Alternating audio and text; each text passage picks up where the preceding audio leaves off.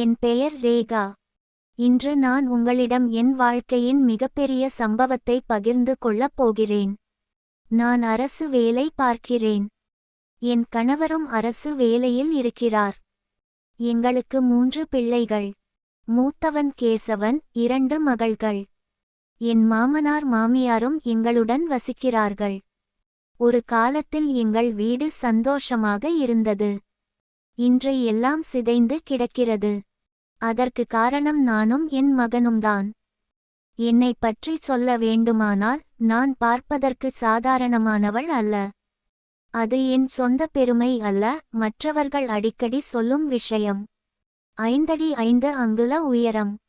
கோதுமை நிறம் என்றாலும் பளபளப்பான சருமம். இடுப்பு வரை நீண்டு விரிந்த அடர்ந்த கூந்தல். பெரிய கண்கள், அதில் இயல்பாகவே ஒரு பளபளப்பு. சிரிக்கும்போது என் கன்னங்களில் விழும் குழிகள் என் அழகின் சிறப்பு என்று என் கணவர் சொல்வார். நான் பாரம்பரிய புடவைகளையே விரும்பி அணிவேன். பட்டு புடவைகள், கோவை புடவைகள், கஞ்சிவரம் புடவைகள் என்று எனக்கு விருப்பம். சரியான ஒப்பனைகளுடன் நான் அணியும் புடவைகள் என் அழகை இன்னும் கூட்டும். நான் எங்கு சென்றாலும் என்னை மக்கள் திரும்பி பார்ப்பார்கள். ஆனால் நான் எப்போதும் கண்ணியமாகவே நடந்து கொள்வேன். என் கணவர் என்னை மிகவும் நேசித்தார். நானும் அவரை உண்மையாக நேசித்தேன். என் மகன் கேசவன் மிகவும் அழகான பையன். அவன் தன் தந்தையின் அழகான தோற்றத்தையும் என் நல்ல குணங்களையும் பெற்றிருந்தான். 6 அடி உயரம். நல்ல தோள்கள். தசைநார் படர்ந்த உடல்வாகு. அவன் ஜிம் செல்வதால் அவன் உடல் மிகவும் வலுவாக இருந்தது. சுருண்ட கருமையான தலைமுடி.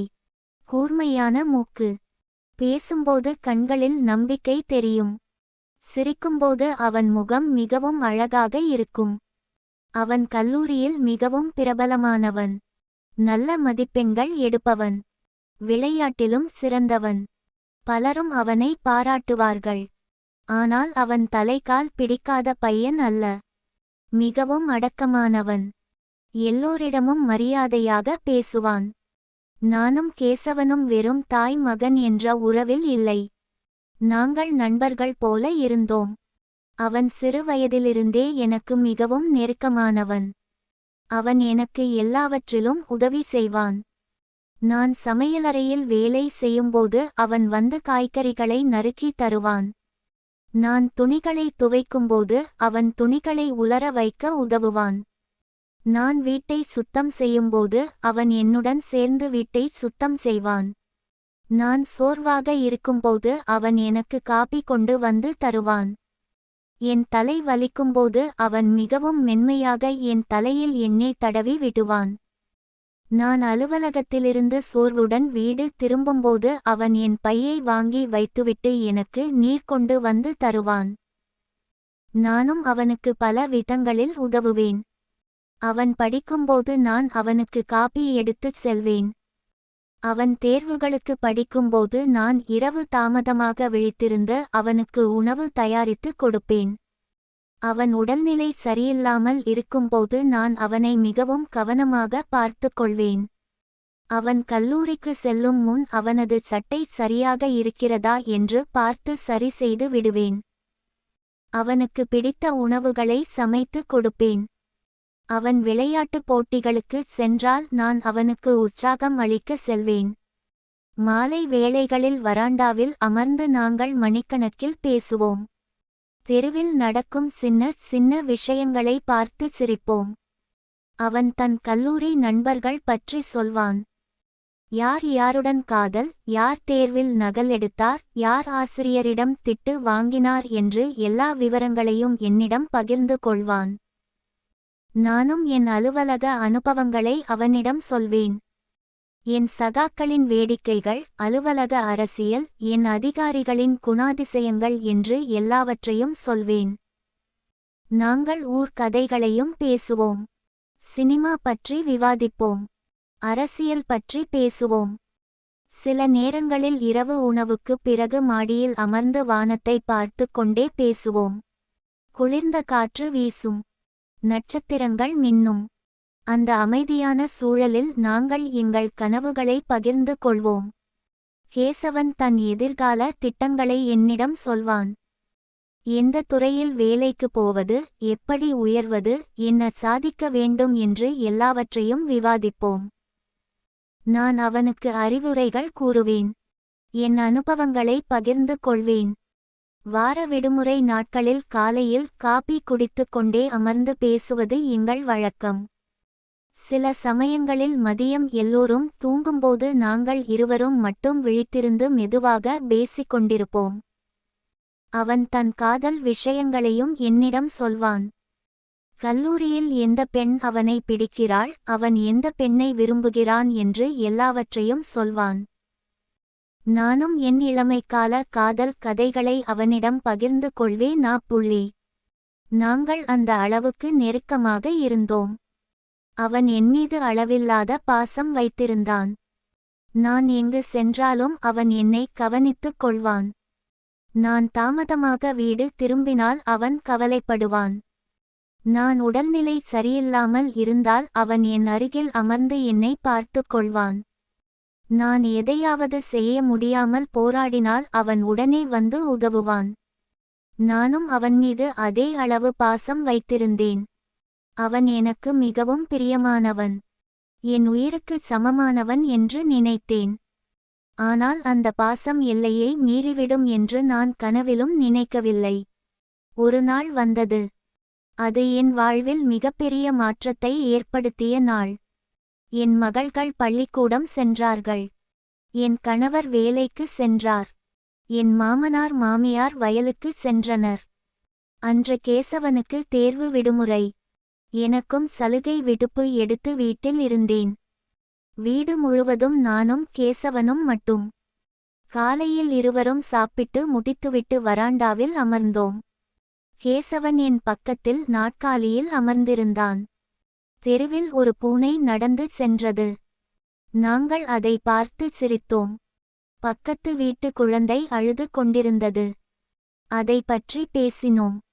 சின்ன சின்ன விஷயங்களை பார்த்து சிரித்துக் கொண்டிருந்தோம். பேச்சு ஊர் கதைகளுக்கு திரும்பியது. அடுத்த தெருவில் ஒரு பெண் கல்யாணம் நடக்கப் போகிறது என்று பேசினோம். எங்கள் தெருவில் ஒரு புதிய குடும்பம் குடிவந்திருக்கிறது என்று பேசினோம்.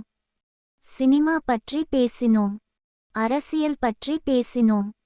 எங்கள் பேச்சு 1 மணி நேரம், 2 மணி நேரம் என்று நீண்டது. மதியம் உணவுக்கு பிறகு மீண்டும் அமர்ந்து பேசினோம். கேசவன் தன் கல்லூரி நண்பர்களின் வேடிக்கையான சம்பவங்களை சொன்னான். நான் சிரித்தேன். நானும் என் இளமைக்கால சம்பவங்களை சொன்னேன். அவனும் சிரித்தான். எங்கள் பேச்சு மணிக்கணக்கில் நீண்டது. மெல்ல மெல்ல எங்கள் பேச்சுக்கள் மாற ஆரம்பித்தன. எப்படி என்று எனக்கு இப்போது நினைவில் இல்லை. நாங்கள் உறவுகள் பற்றி பேச ஆரம்பித்தோம். கணவன் மனைவி உறவு பற்றி பேசினோம். காதல் பற்றி பேசினோம். மெல்ல மெல்ல எங்கள் பேச்சு இன்னும் தனிப்பட்டதாக மாறியது. கேசவன் தன் உணர்வுகளை என்னிடம் பகிர்ந்து கொண்டான். அவன் என்னை எப்படி பார்க்கிறான் என்று சொன்னான். நானும் என் உணர்வுகளை அவனிடம் சொன்னேன். அந்த கணத்தில் எங்களுக்குள் எல்லாம் மாறிப்போனது. நான் தாயாக இருக்க வேண்டிய எல்லையை மறந்தேன். அவன் மகனாக இருக்க வேண்டிய மரியாதையை மறந்தான்.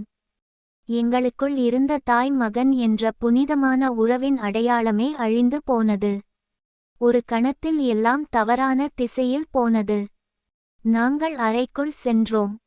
கதவை மூடினோம். அங்கே நடந்ததை வார்த்தைகளால் விவரிக்க என் வாய் வரவில்லை. இது தவறு என்று தெரிந்தும் நாங்கள் நிறுத்தவில்லை. வெகுநேரம் அந்த தவறு தொடர்ந்தது. ஒருமுறை மட்டுமல்ல, பல முறை அன்று அந்த தவறை நாங்கள் செய்தோம். மாலை ஆனது. வெளியே வானம் இருண்டது. எங்களுக்குள் என்ன செய்துவிட்டோம் என்ற உணர்வு வந்தது. நான் என் தலையை பிடித்துக் கொண்டு அழ ஆரம்பித்தேன். என் கண்களிலிருந்து கண்ணீர் ஆறாக பெருகியது. என் உடல் நடுங்கியது. நான் என்ன செய்துவிட்டேன்? நான் என் சொந்த மகனுடன் தவறு செய்துவிட்டேனே. இது எப்படி நடந்தது என்று கதறி அழுதேன். கேசவனும் குற்ற உணர்ச்சியில் அழுதான். அவன் என் கண்ணீரை துடைத்தான். அம்மா வருத்தப்பட வேண்டாம். இது நமக்குள் ஒரு தவறு. இனிமேல் இது நடக்காது. இதை நாம் மறந்துவிடலாம் என்று என்னை ஆறுதல்படுத்தினான். நானும் ஆமாம், இது ஒரு தவறு. இனிமேல் இப்படி நடக்கவே கூடாது என்று உறுதியாக சொன்னேன். வீட்டில் எல்லோரும் வந்தார்கள். நாங்கள் எதுவும் நடக்காதது போல இயல்பாக நடித்தோம். ஆனால் என்னுள் குற்ற உணர்வு தீயாக எரிந்து கொண்டிருந்தது. இரவில் என் கணவர் பக்கத்தில் படுத்திருக்கும்போது என்னால் தூங்க முடியவில்லை. என் கண்களை மூடினால் அந்த தவறு நினைவுக்கு வந்தது.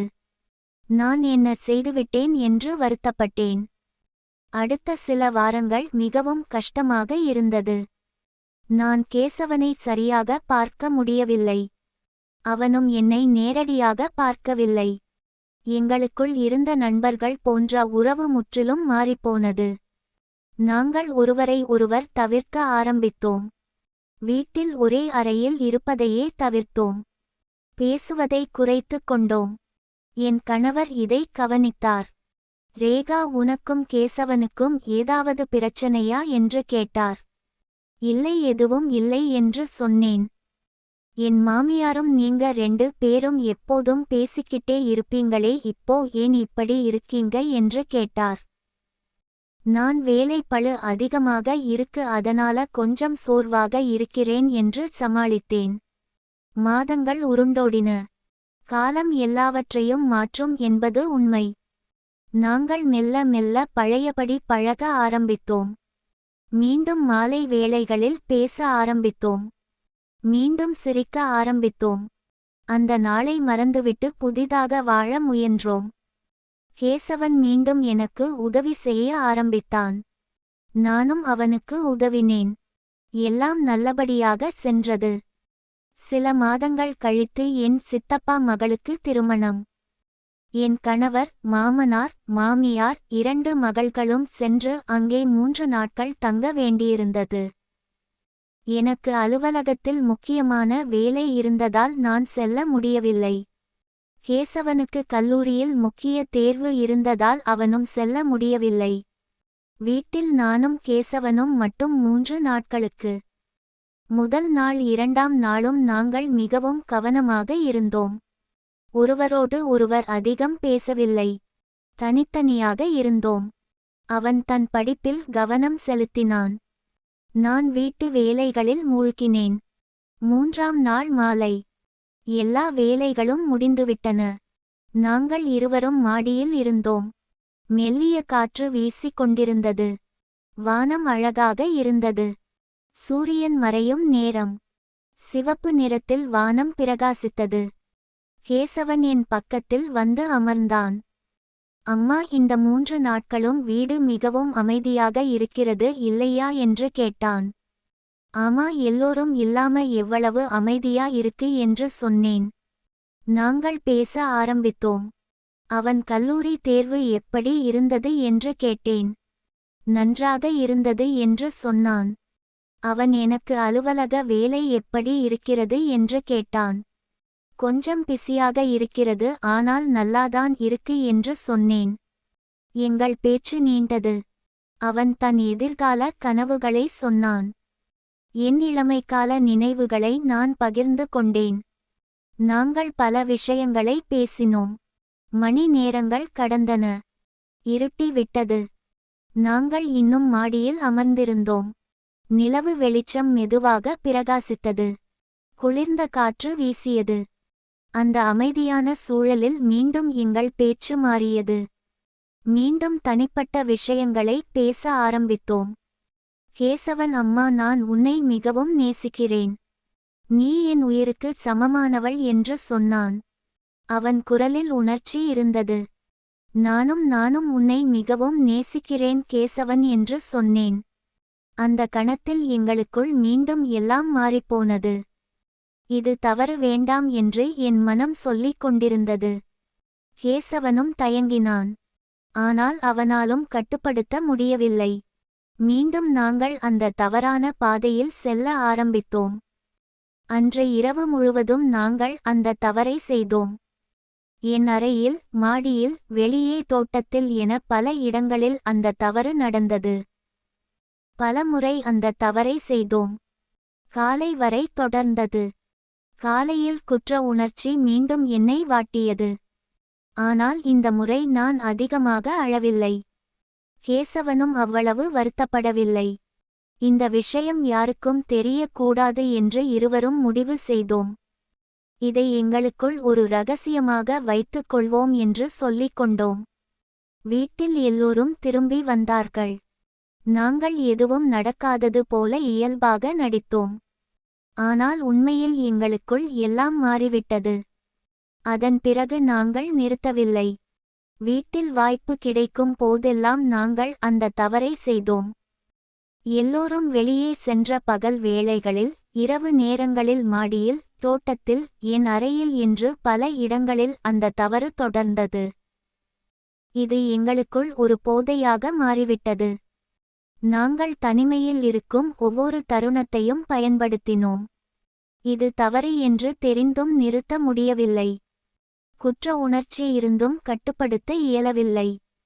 இந்த ரகசியம் யாருக்கும் தெரியாமல் மிகவும் கவனமாக பார்த்து கொண்டோம். கதவுகளை மூடுவோம். வெளியே யாராவது வருகிறார்களா என்று கவனிப்போம். வீட்டில் மற்றவர்கள் எங்கே இருக்கிறார்கள் என்று உறுதி செய்து கொள்வோம். எங்களுக்குள் இது ஒரு ரகசியம். யாருக்கும் தெரியக்கூடாது என்று உறுதியாக இருந்தோம். மாதங்கள் கடந்தன. எங்கள் தவறு தொடர்ந்தது. குடும்பத்தின் புனிதத்தை அழிக்கும் இந்த செயலை நாங்கள் செய்து கொண்டே இருந்தோம். ஒரு நாள் மதியம் நான் அலுவலகத்திலிருந்து சலுகை விடுப்பு எடுத்து வீட்டிற்கு வந்தேன். கேசவன் கல்லூரிக்கு செல்லவில்லை. அவனுக்கு அன்று வகுப்புகள் இல்லை. வீட்டில் எல்லோரும் வெளியே சென்றுவிட்டதாக நாங்கள் நினைத்தோம். என் மாமனார் மாமியார் வயலுக்குச் சென்றுவிட்டார்கள் என்று நினைத்தோம்.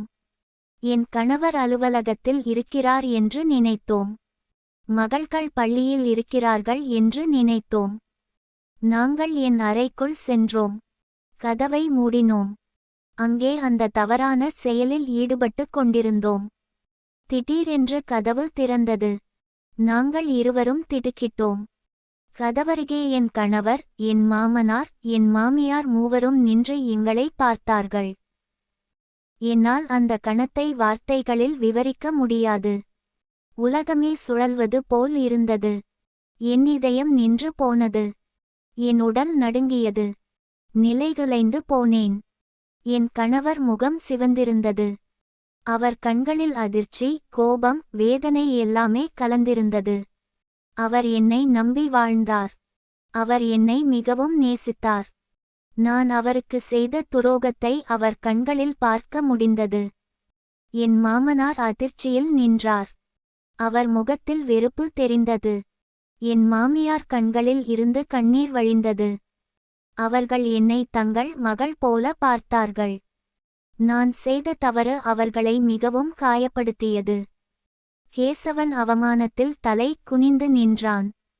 அவனால் தன் தந்தையை பார்க்க முடியவில்லை. அவனால் தன் தாத்தா பாட்டியை பார்க்க முடியவில்லை. என் கணவர் ஒரு வார்த்தை கூட பேசவில்லை. அவர் திரும்பி வெளியே சென்று விட்டார். என் மாமனார் மாமியாரும் சென்றார்கள். அவர்களுடைய அமைதி எங்கள் கத்தலை விட அதிகமாக வலித்தது. அன்று மாலை வீட்டில் பெரிய குழப்பம். என் கணவர் என்னை பார்க்கவே இல்லை. என் மாமனார் கேசவனை வெளியே அனுப்பிவிட்டார். என் மகள்கள் என்ன நடந்தது என்று கேட்டார்கள். ஆனால் யாரும் சொல்லவில்லை. அடுத்த சில நாட்கள் மிகவும் கஷ்டமாக இருந்தது.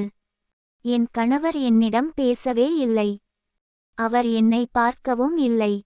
அவர் தனி அறையில் தங்கினார். என் மாமனார் மாமியார் என்னை முற்றிலும் ஒதுக்கினார்கள். என் மகள்கள் குழப்பத்தில் இருந்தார்கள். கேசவன் வீட்டிற்கு வரவில்லை. அவர் தன் நண்பர் வீட்டில் தங்கினார். நான் என் அறையில் அடைபட்டு அழுது கொண்டிருந்தேன். என்ன செய்துவிட்டேன்? என் குடும்பத்தை நானே அழித்துவிட்டேனே என்று வருத்தப்பட்டேன். ஒரு வாரம் கழித்து என் கணவர் விவாகரத்து பத்திரங்களை என்னிடம் கொடுத்தார். என்னால் உன்னுடன் இனி வாழ முடியாது என்று சொன்னார். அவர் குரலில் வலி இருந்தது. ஆனால் உறுதியும் இருந்தது. நான் ஒன்றும் சொல்லவில்லை. அந்த பத்திரங்களில் கையெழுத்திட்டேன். என் மாமனார் மாமியார் கேசவனை வீட்டிலிருந்து நிரந்தரமாக துரத்தினார்கள். அவன் எங்கே இருக்கிறான் என்று கூட தெரியவில்லை. என் மகள்கள் என்னை வெறுத்தார்கள். என்ன நடந்தது என்று மெல்ல மெல்ல அவர்களுக்கு தெரிந்தது. அவர்கள் என்னை பார்க்கவே இல்லை. உறவினர்கள் எல்லோரும் எங்களை விலக்கினார்கள். நான் என்ன செய்தேன் என்ற செய்தி எல்லா இடத்திற்கும் பரவியது. எல்லோரும் என்னை மட்டமாக பேசினார்கள். நான் ஒரு மோசமான பெண் என்று சொன்னார்கள். எனக்கு அரசு வேலை இருந்தும் எனக்கு அலுவலகத்தில் மிகவும் கஷ்டமாக ஆனது. எல்லோரும் என்னை வித்தியாசமாக பார்த்தார்கள். ஒரு தவறான தேர்வு, ஒரு கணம் தவறான முடிவு, ஒரு கட்டுப்பாடற்ற தருணம் எல்லாவற்றையும் அழித்துவிட்டது. நான் என் வாழ்க்கையை இழந்தேன்.